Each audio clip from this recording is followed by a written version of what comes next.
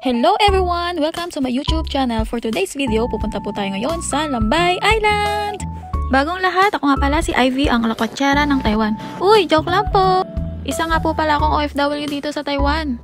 Ang makakasama ko pala dito guys, si Papa Cholo. Syempre kasama din ako. Si Emon, si Eko, syempre girlfriend niya. Si Ricky, si Renato, si Ronnie, and syempre si Rodi V. O diba puro R sila? Nga pala guys, si Rodi B, sister ni VF yan, na galing pang Shulin from North. Nung una nga, hesitant pa akong ayain si Rodi B, syempre from North siya. Pero sabi ni BF, try nating ayain, baka gusto niya sumama.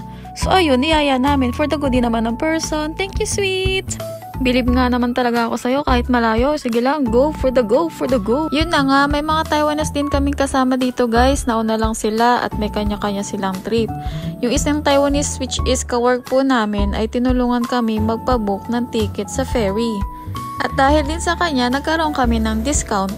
Ang original price kasi guys ng ticket is 450 each back and forth na yon. Pero ang binayaran na lang namin is 370. O diba, ang laking tipid din.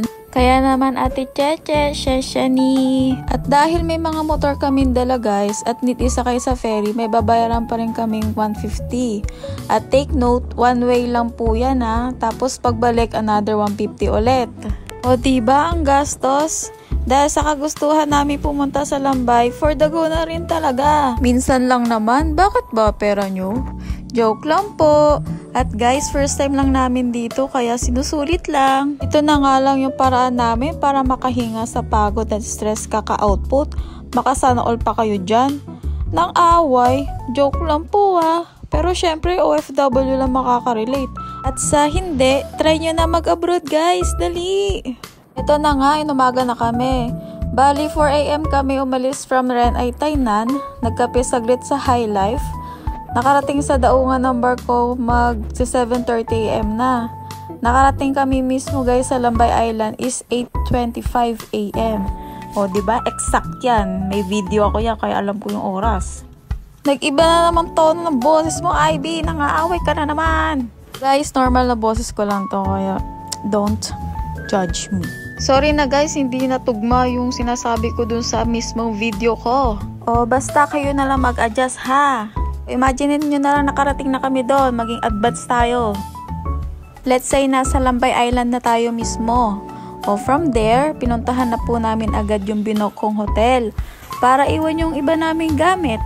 Para din masimula na din namin ang pag-iikot. Kasi naman guys, 3 PM pa talaga ang check-in.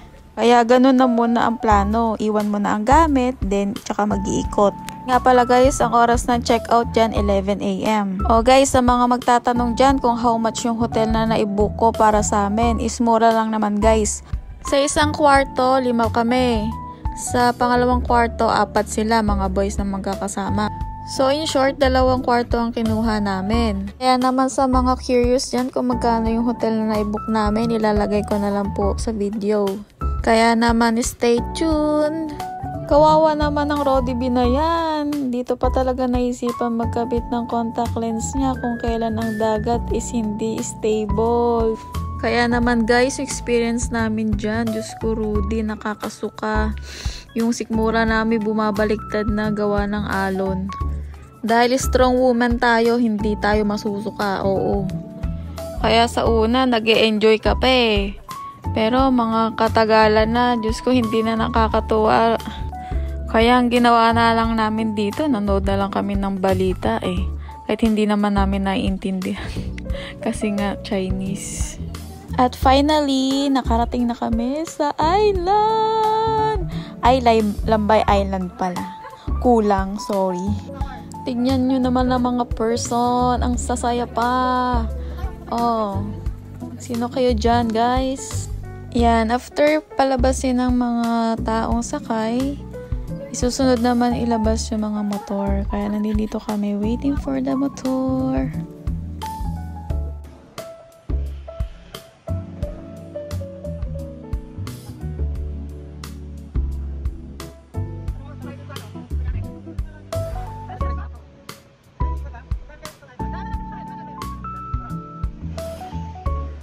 Welcome back guys! Dito pala guys, sa Lambay Island, pwede ka hindi magsuot ng helmet. O diba, Pinas lang yarn? Ha ha ha. No kidding aside guys, ito ay legit na pwede talaga. Kaya naman, as you can see, sinubukan na din namin at ayos, ang sarap sa feeling. Kaya lang, ang tigas na ng buhok ko. Ginusto ko hindi mag-ipit eh. E di matigas kang buhok ka. As you can see din guys, tignan mo naman ang tirik ng araw. Pero yung suotan namin naka long sleeve pa. At ako naman ay naka face mask. Kahit mainit, okay lang. Basta maganda yung view. Goods na ako. Banda dyan guys, hindi na kami pumasok mismo dun sa store. Pwede kayong pumasok dyan. Meron dyan nagtitinda ng kape, gano'n. Tapos may spot din yata dyan na pwede mong pagpicturan. Pang Instagram mo ba? Bale, sa gilid kami dumaan. Tapos ayan na makikita nyo guys. Yan.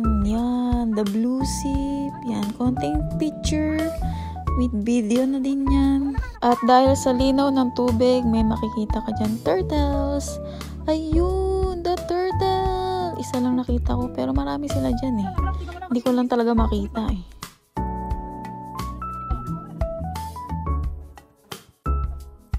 Okay, bye-bye see.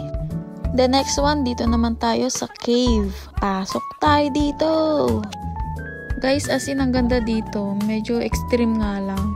At a little scary. Dead end na pala. Wala palang lusutan dyan. Kayo talaga. Ang dami nyo pang sumilip talaga dyan. Marites yarn.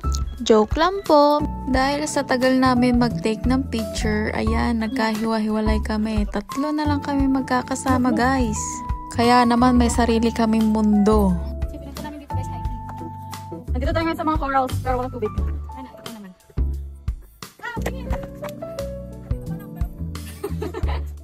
Pero ang ganda ng mga corals. It's so real. It's so real naman talaga. Ano pa? Sana all. Kat na lang ha. Yan o, picture kayo dyan.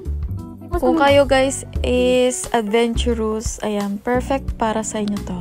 You must try it, especially sa mga OFW dito sa Taiwan na hindi pa po nakakapunta o kaya sa mga gusto pa ulit bumalik at gusto ulit mapagod.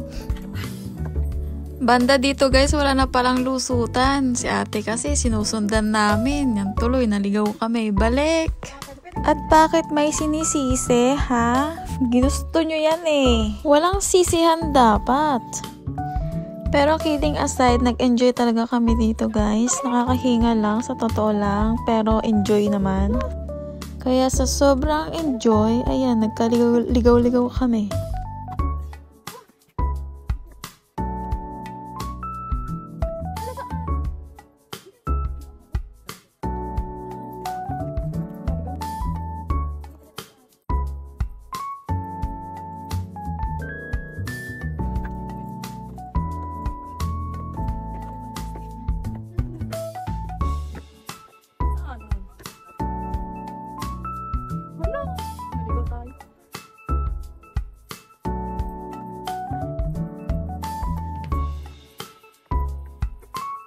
Saan pa yung hingar ko?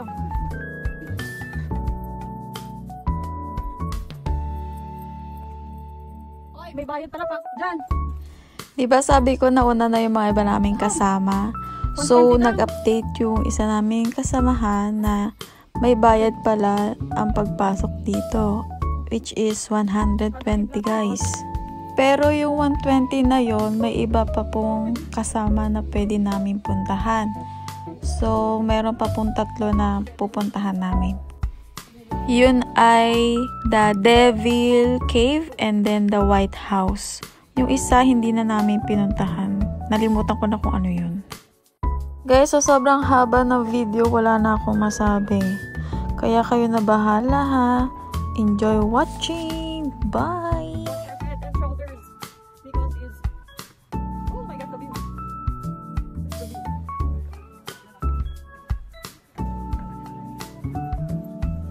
Yun na yun? Magpwede na yun? Impossible. Hindi ba yun?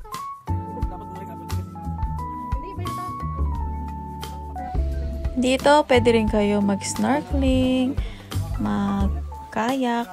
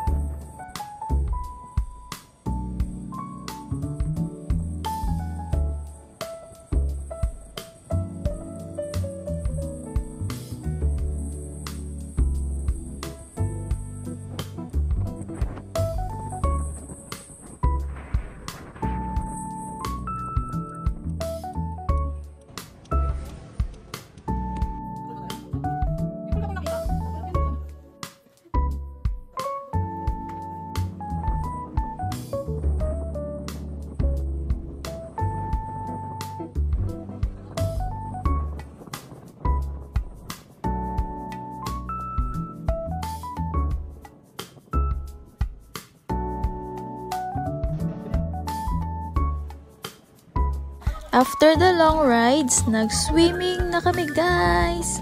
Mga 1 oras lang. Then after that, pumunta na kami sa Anli Barbecue.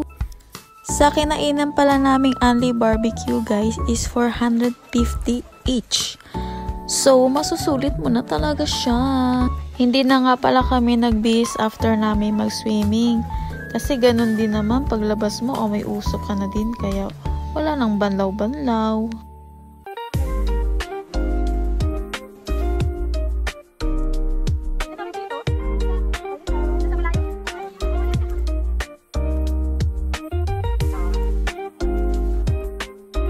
Paano ba yan guys? May iwan ko na kayo. Bahala na kayo kung panonoorin nyo tong video ko. Kaya sa mga manonood dyan, salamat. Thank you for watching. Bye!